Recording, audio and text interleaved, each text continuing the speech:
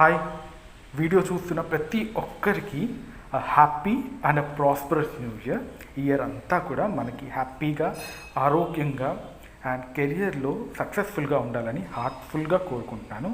So late చేయకుండా video start చేద్దాము, పదండి. పూల మొక్కలకి సంబంధించి ప్రతి ఒక్కరూ పూల మొక్కలు పెంచుతారు. పూలు అంటే అందరికీ ఇష్టమే. కానీ డిఫరెంట్ కల్చర్స్లో పూలకి సంబంధించి కొన్ని తెలియని మీనింగ్స్ అనేవి ఉంటాయి. అంటే ఒక సీక్రెట్ మీనింగ్ ఉంటుంది, దానికి ఒక కారణం అనేది ఉంటుంది. ఈ పూలు దీనికి వాడతారు, ఈ పూలు వాటికి వాడతారు అని. వాటిలో ఆరోగ్యాన్ని ఇచ్చేవి కావచ్చు, అదృష్టానికి ఇచ్చేవి కావచ్చు, మంచి జరగాలని మంచి ఆలోచనలు పెంచే పూల మొక్కలు కావచ్చు. సో వాటిలో ఒక 10 మొక్కల గురించి మనం ఈరోజు తెలుసుకుందాము. బంతిపూలు, మ్యారీగోల్డ్. ఇందులో బంగారు వర్ణంలో ఉండే బంతిపూలు ఆరోగ్యాన్ని, మంచి ఆలోచనలు ఇస్తాయట. అలాగే సిరి సంపదను పెంచుతాయని ఒక నమ్మిక. ఇవన్నీ కూడా ఒక్కొక్క కల్చర్ గురించి ఒక ఆర్టికల్లో నేను చదివినే మీకు చెప్తున్నాను. జాస్మిన్, మల్లెపూలు, మాలతి ఈ ఫ్యామిలీకి చెందిన ఫ్లవర్స్. వాటి ఫ్రాగ్రెన్స్ మనసుకి ప్రశాంతతనిస్తుందట. అలాగే ప్రేమ, లవ్, ఎమోషన్స్ని పెంచుతాయట. అలాగే స్ట్రెస్ నుంచి రిలీఫ్ ఇస్తుందంట వీటి ఫ్రాగ్రెన్స్ అనేది. చామంతి పూలు చాలా యూనిక్. మన ఆసియా ఖండంలోనే డిఫరెంట్ కల్చర్స్లో ఈ చామంతి పూలు దీర్ఘ ఆయువునిస్తాయని, ఒక అదృష్టాన్ని ఇస్తుందని, సిరి సంపదను ఇస్తాయని భావిస్తారట.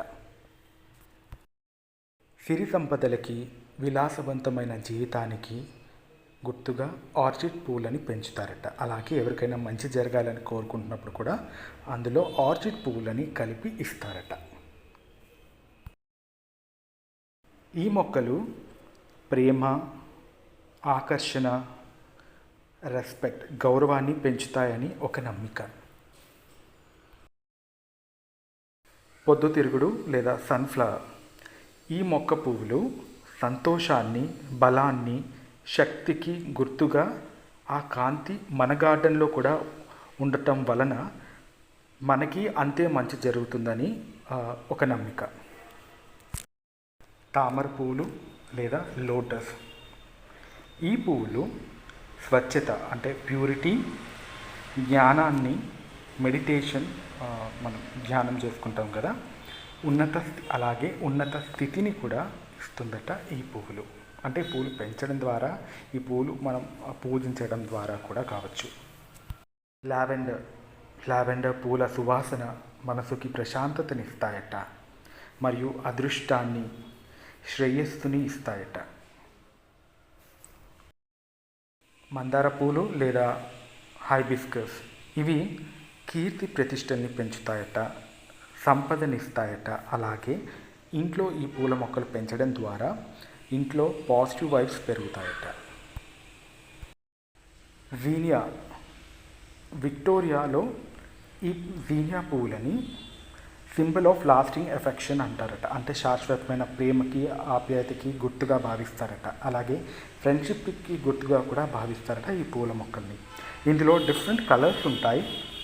అవి మంచి ఆరోగ్యానికి, మంచి అదృష్టానికి, అలాగే విజయాన్ని ఇస్తుందని వాళ్ళు భావిస్తారట.